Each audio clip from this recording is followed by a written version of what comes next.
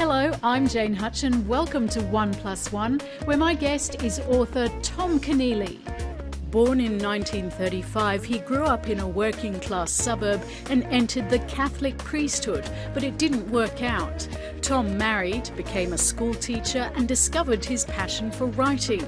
He's an Australian publishing phenomenon, producing close to 50 books in as many years and winning the Booker Prize and the Miles Franklin Award twice. Tom's novel, Schindler's Ark, was made into the Academy Award-winning film Schindler's List. His latest novel, co-written with his daughter Meg, is Unmourned.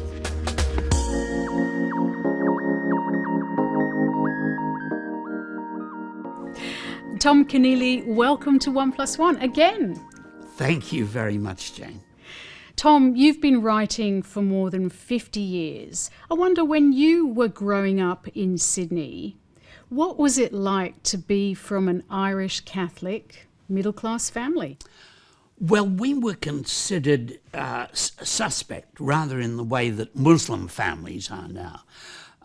Not quite fully Australian, certainly not fully paid-up members of the British Empire. There was discrimination, but a certain amount of discrimination is very useful to a writer because you can write a lot out of it. It gives you the basis for writing about marginalised people. So your dad went off, I think, to join the RAF. Yes. You were, I suppose, the man of the house at a very young age. Yes. What was it that drove you towards the priesthood? Because you were at a Catholic school, you had this sense, as you've said, of being somewhat marginalised. Was that all driving you in the direction of entering a seminary? Yes, a certain number of boys in every class in those days were attracted to the seminary.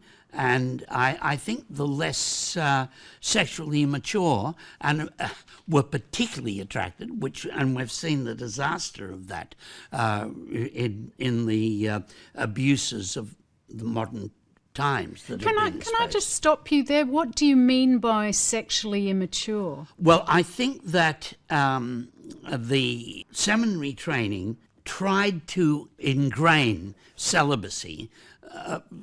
How do you do it? By making women look suspect. The Virgin Mary's okay, your mother's okay, but the rest you got to look out for, you know. And the stories of saints avoiding temptation by women, very prominent in this process.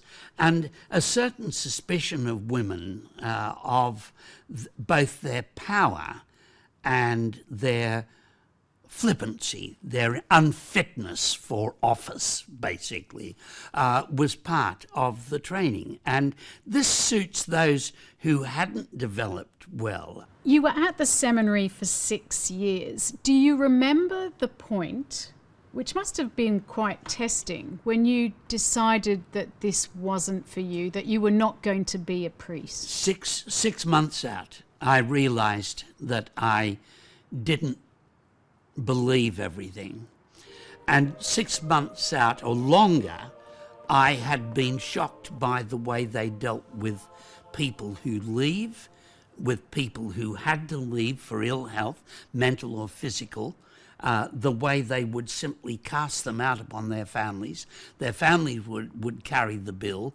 The church would sail on majestic and unencumbered.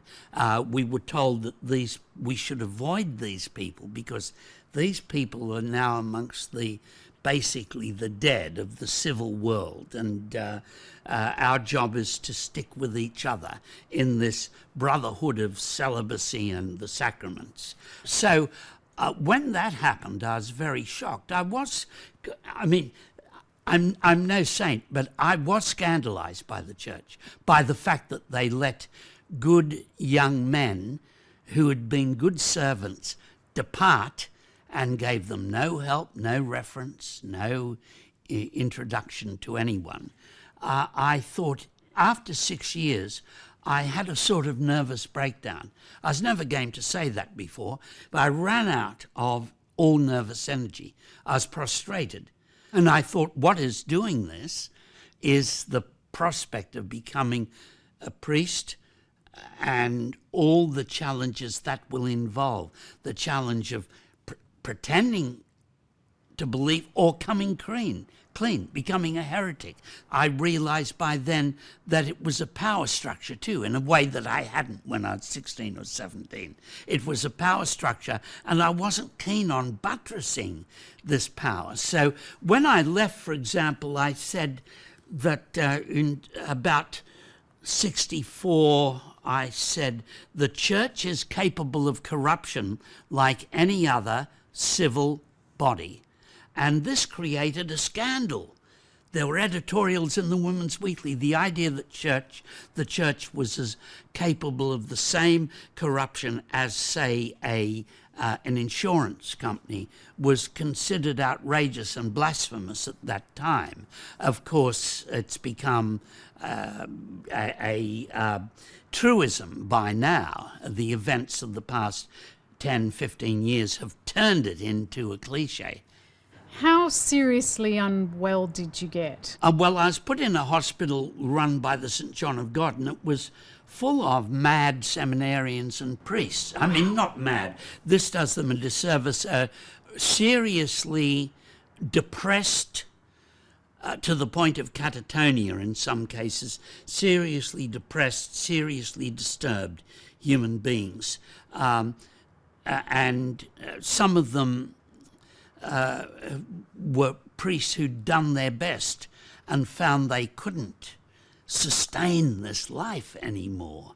But I spent a month there and unfortunately recovered and found that this fitted me to be a writer, you see, because I find that I've got this writer's capacity to write myself to the point where I can't move anymore. It's happened 2 or 3 times in my life. It's the scariest thing. It's not an absence of power. It's like being invaded by an alien presence that takes your pen away, that takes all your power away, any power you thought you had to operate. And so I've had that a few times in my life.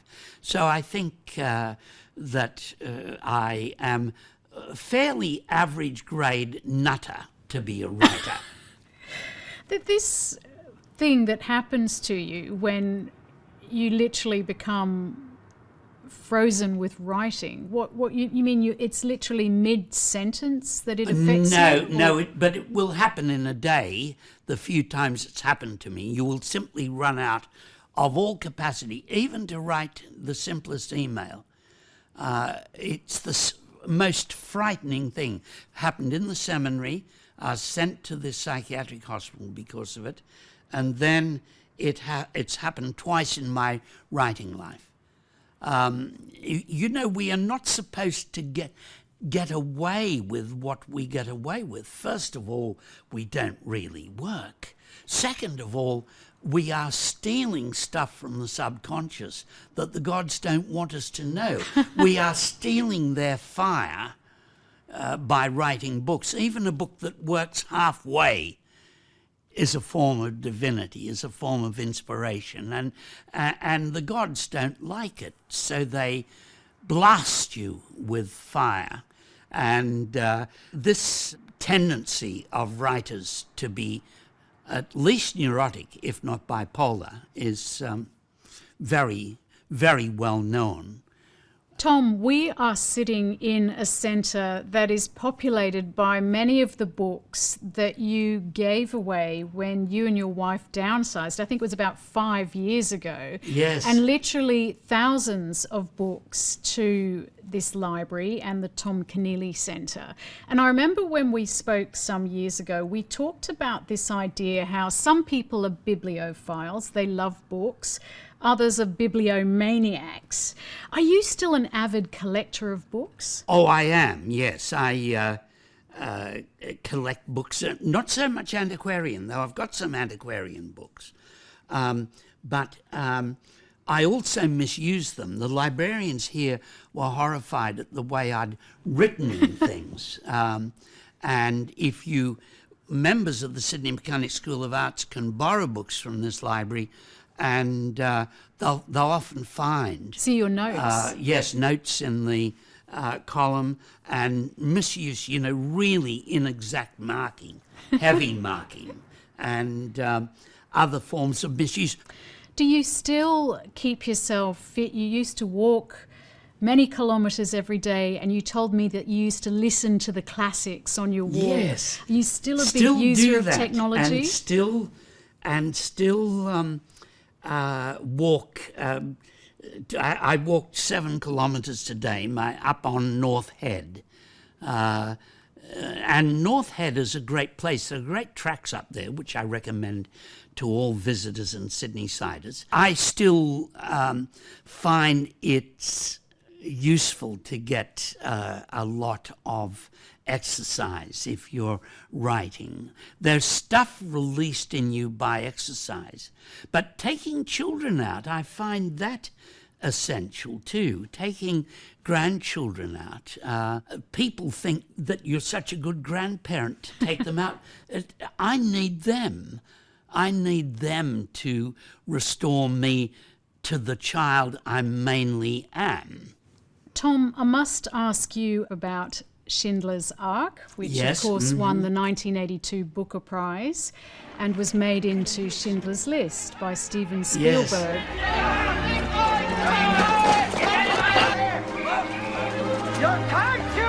Oldest is alive. It's obviously uppermost in the minds of journalists and people Yes, who might hear your inevitably, name. yeah. Do you ever think that when you begin a new project, this will be the one to unseat Schindler's Ark? The problem with Schindler's Ark is it's an incredible story, and it happened. And I would have to be able to make up an equivalent story set in a time of such high peril to human flesh as that story was. And Shall we recap a little bit? Because you went into a shop and met this person Yes. who had the story of Schindler's Ark. Yes. And you were the recipient, in a sense. I would love to make a movie about that, because this person, the survivor, Leopold Pfefferberg, was a force of nature himself. It was when I met Poldek that I thought, what was it about you that you had to be declared a subhuman by a regime, and the regime was convinced they had to take your oxygen away to save European culture from something worse? Why did they think that? The vividness of his character made me puzzle over that in his case all the more. Leopold Pfefferberg was a Schindler survivor who had a lot of Schindler material, and that's where the book started. So when you are bitten by a story, let's take, for example, the novel that you wrote in 2016, well, it came out in 2016, Crimes of the Father. You mentioned that several years ago in a newspaper article when you were talking about this idea of a whistleblowing priest. And lo and behold, 18 months later, that book is out in print. Do all your ideas come out in print? Oh, not all of them. There is some wonderful work that I either don't have time to write or haven't written or began and can't finish. History is something you write about a lot, both non-fiction and fiction. Have you got Catholicism out of your soul, or is it always going to be part of your story? Well, as someone said, it's easy to leave the church, but can you always get the bloody church to leave you? And it's hard to get the old church and its mysteries and its liturgy, which is better than anyone else's liturgy, except maybe Coptic Christians. To get that out of yourself is much harder. And you go to family communions, funerals, weddings, etc. And, there is a tug from the old ceremonies that you remember from childhood and from the companionship you have with the people in the pews. So I'm not above going to communion. You go to communion? Yes, I think if the abusing, I'm not a saint, and that should be written in italics with many exclamations and in heavy type. But if the abusive priest can take communion, then a average criminal like myself can take communion. And I do it for the sake of the people around me, as a gesture towards them. The tribe. I believe in the tribe more than I believe in transubstantiation, and certainly more than I believe in papal infallibility. You tackle the question of abuse in the Catholic Church in your novel, Crimes of the Father. You've said it in the mid-90s, which was when, I guess, awareness of the widespread nature of the problem began to spread. I wonder, how long did it take you to know that this was the book that you wanted to write?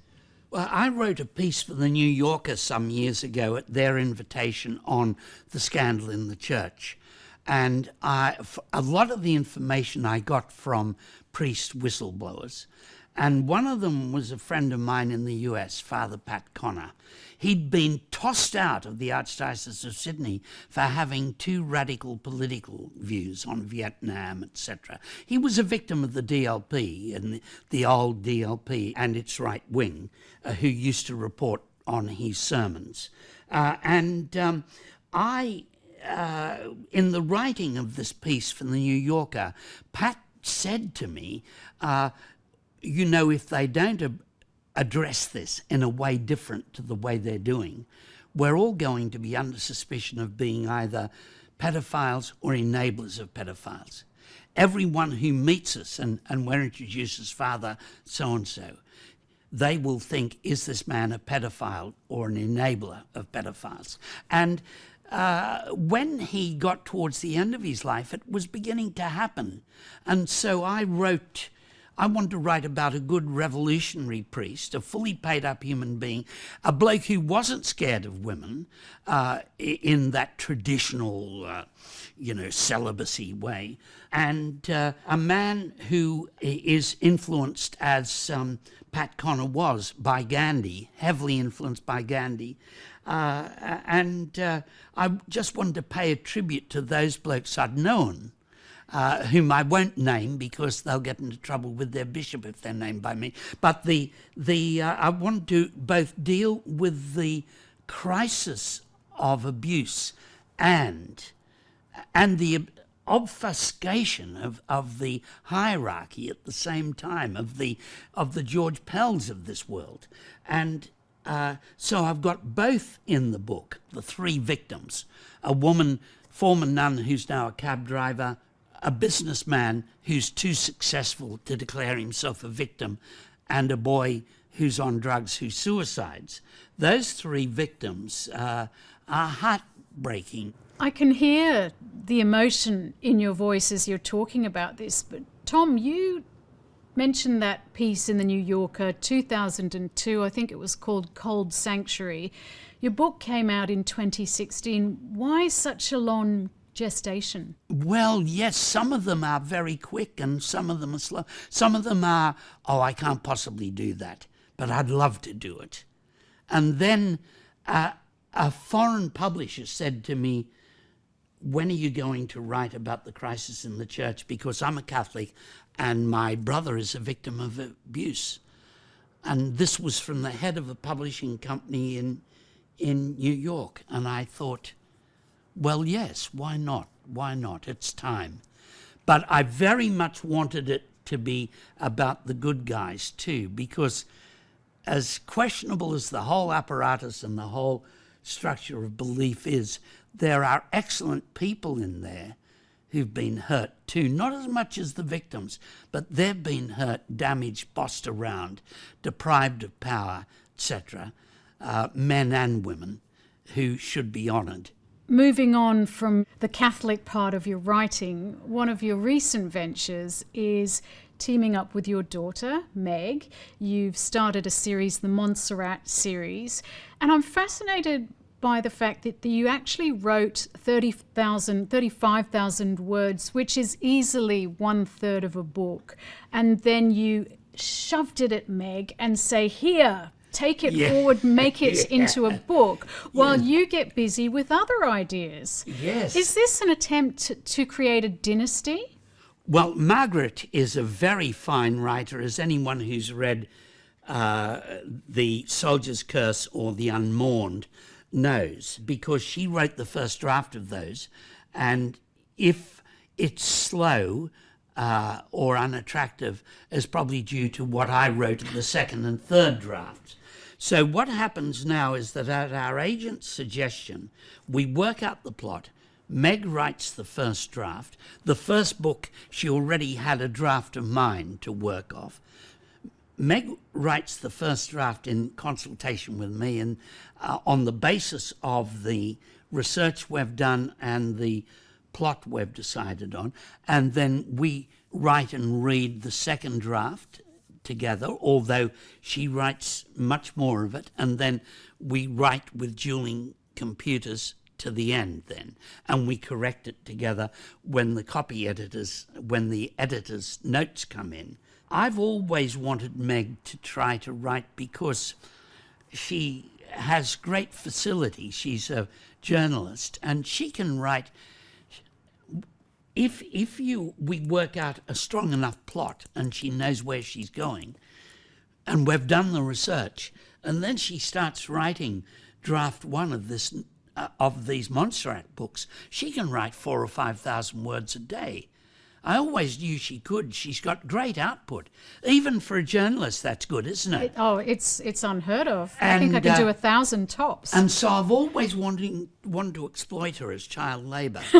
And this is the method. I felt that her sense of narrative and of narrative pace and dialogue would serve this subject very well. She's now written a book without, as she says, without adult supervision, and that's going to be published too. I'm going to be a bit rude. Can I ask what an author, a man who's turning 82 this year, what do you worry about? I worry very much about jobs in my grandchildren's future and about their existence. We have a 50% chance of climate change, and yet we've managed to be anti-renewable technology, renewable energy, and we've got a less than 1% of chance of being terrorized, of being the victim of a terror attack, and we take that more seriously than we do this other. We should take them both seriously. I would hate to be the victim of a terror attack, but above all, I worry about my grandchildren for that reason. And we've got lip service to innovation. But if we're going to have jobs in the future, or whatever we're going to have that kids do creatively for their entire life, we're going to have to innovate quickly. So you worry about those things for your grandchildren. Can I ask you whether you have personal concerns? Do you worry about how long you can continue to write stories? I'm more worried about being made to suffer unnecessarily. You've got to be lucky, make your wishes known beforehand. Getting out of this life is not easy because the life force in all of us, even at this age, is so intractable. It's so can't be persuaded to believe in its own finish. We can't be persuaded to believe in our own death, even at this age. And so we can't imagine it. And so I just hope that my beloved brother, who was a wonderful doctor, had palliative care. He was a palliative care expert, had sensible palliative care at the end of his life. And I hope all us oldies get that. But I have left instructions, and my wife has, about no extraordinary methods being taken to revive us from an unsustainable state. If our state is unsustainable, wave us goodbye and have a good wake. I'd probably go... I'm writing a novel now about an old man dying of esophageal cancer. Really? And I had a brush with esophageal cancer a while back. And due to new technology, they got it early, due to new technology, I found that cancer isn't necessarily a death sentence anymore. In my mind, which was formed in the 1950s, when I heard the word cancer, Jack the Dancer as we called it, I thought equals death. But since I've had that little brush with cancer and making my mind up that this is the way it was going to be, I have been less scared of it. Now, I'll go yelling and screaming and trying to substitute someone else. But nonetheless, I'm not scared of it anymore. Richard Flanagan has described you as part wombat, part goblin. I wonder, if a film was going to be made about your life, who would you pick to play you? Well, an Australian version of Danny DeVito would be appropriate.